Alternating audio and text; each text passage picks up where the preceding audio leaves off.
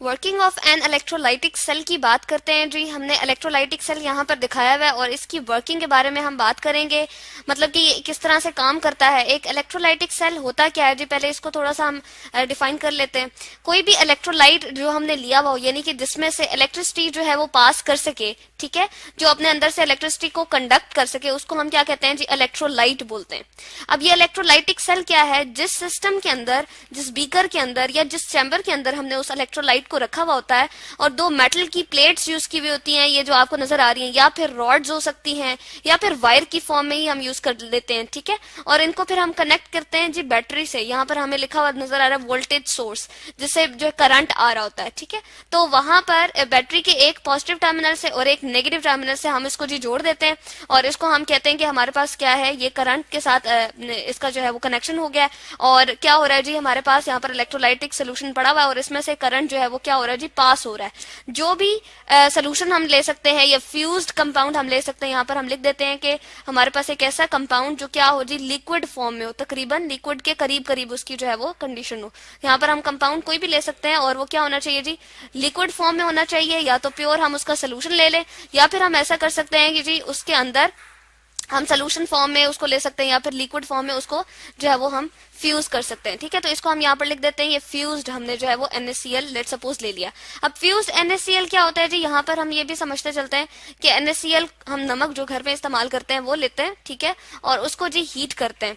और हीट करते हैं अप टू कितना डिग्री सेंटीग्रेड तक जी, 801 डिग्री सेंटीग्रेड तक। डिग्री सेंटीग्रेड क्या है जी, हमारे पास टेम्परेचर को मेजर करने का यूनिट है। जिस तरह हम आटा या चीनी घर में लेकर आते हैं तो हम कहते हैं 5 किलोग्राम हम लेकर आए हैं या 10 किलोग्राम लेकर आए हैं, इस तरह से ये टेम्परेचर को मेजर करने का क्या है जी, यूनिट है। इस टेम्परेचर पे ये क्या हो जाता है जी, फ्यूज हो जाता है, यानी कि अपनी सॉलिड फॉर्म से ये लिक्विड फॉर्म में चेंज हो जाता है। तो यहाँ पर हम लिखते हैं ये पहले सॉलिड फॉर्म में था, अब इसकी फॉर्म क्या बन जाएगी जी, लिक्विड फॉर्म बन जाएगी। वो हम यहाँ पर लेंगे, ठीक है, वो हमने यहाँ पर रखा है।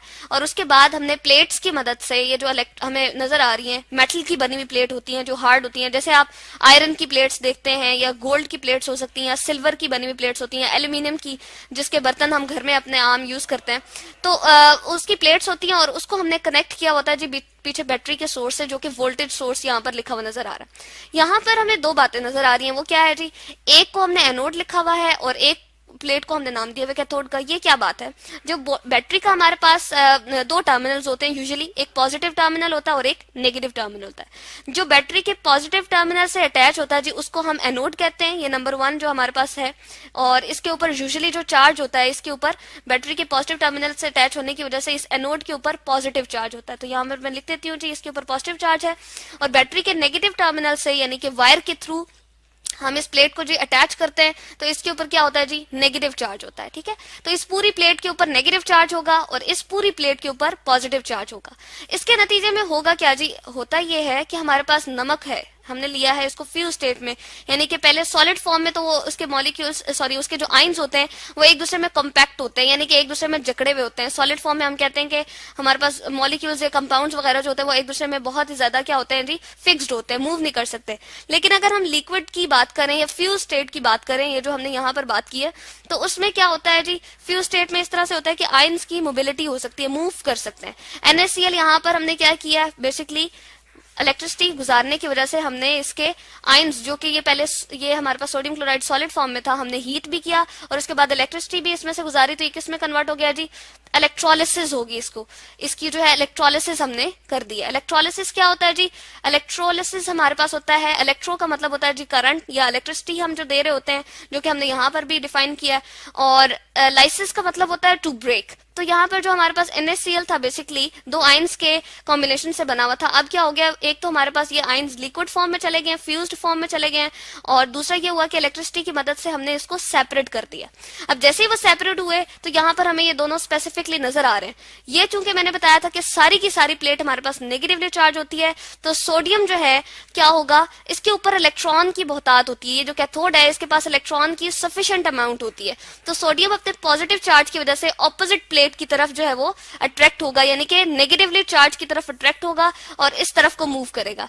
जबकि क्लोराइड नेगेटिव जो बन गया था हमारे पास मोल्टन सॉल्ट में, जो कि NaCl हमने यहाँ रिप्रेजेंट भी किया, वो क्या होगा जी, हमारे पास अपनी जो प्लेट पॉजिटिवली प्लेट है चार्ज, उसकी तरफ जो है वो अट्रैक्ट होगा। अब ये दोनों रिएक्शन जो हमारे पास हो रहे होते हैं वो क्या होते हैं जी, बैटरी यहाँ से इलेक्ट्रॉन प्रोवाइड कर रही होती है, ठीक है जी, नेगेटिव सोर्स से इलेक्ट्रॉन यहाँ पर आ रहे होते हैं, इस वजह से इस प्लेट के ऊपर नेगेटिव चार्ज हो जाता है। और वो इलेक्ट्रॉन कौन एक्सेप्ट करता है जी, सोडियम इसकी तरफ जाता है, और दो सोडियम के लेट सपोज अगर हम कहें आयन हमारे पास आए हैं और वो क्या करते हैं जी, इस तरफ अट्रैक्ट होते हैं और ये हमारे पास रिएक्शन को वो कंप्लीट करके देते हैं। अब इसमें क्या नजर आ रहा है जी, हमें हमें ये नजर आ रहा है कि दो सोडियम के हमारे पास आयन थे पॉजिटिवली चार्ज, और दो इलेक्ट्रॉन इसकी तरफ यहाँ बैटरी की मदद से, हमने कहा कि बैटरी से हमारे पास दो इलेक्ट्रॉन निकल कर आ रहे हैं, वो इसने एक्सेप्ट किए।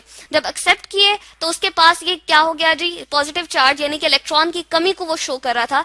दो इलेक्ट्रॉन की दो सोडियम के आयन में कमी जो है पूरी हो जाती है, इस वजह से वो क्या बन जाता है जी, सोडियम लिक्विड फॉर्म में अपने एटम फॉर्म में जो है वो कन्वर्ट हो जाता है। तो यहाँ पर इलेक्ट्रॉन की एक्सेप्शन हुई है, इलेक्ट्रॉन एक्सेप्ट किया गया है। तो जहां भी इलेक्ट्रॉन की एक्सेप्शन होती है जी, हम उसको क्या कहते हैं, हमारे पास रिडक्शन होगी है। तो हम इसको कह सकते हैं ये रिड्यूस हो गया है, या हम इसको रिडक्शन ही चलें पूरा लिख देते हैं, ठीक है।